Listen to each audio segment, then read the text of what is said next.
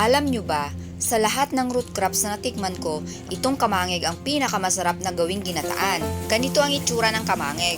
Kailangang hugasan mo itong mabuti para matanggal yung lupa.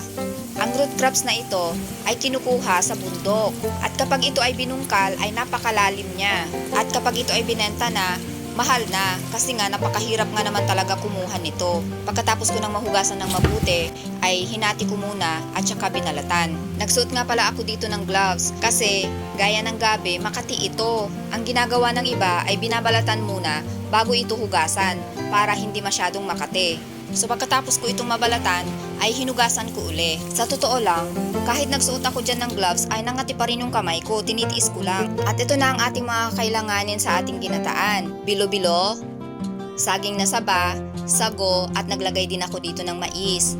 At syempre, sugar, kinayod na nyog, pangalawang piga at unang piga. Pagkakulo ng pangalawang piga ay inilagay ko na yung kamangeg. At saka ko na din inilagay ang sago at saka yung mais. Tatakpan at antayin na medyo lumambot yung kamangeg. Saka ko na isinunod yung saging. Pagkatapos niyan ay hinalo ko lang kaunti. Saka ko tinakpan ulit para maluto yung saging. At nang naluto na yung saging ay sinunod ko na din yung bilo-bilo. Kalaki nga yung pagkabilog ko sa bilo-bilo pero okay lang. Kayang-kaya pa naman natin yan isubo. Nilagyan ko na din ng white sugar. Pwede natin i-adjust yung lasa mamaya.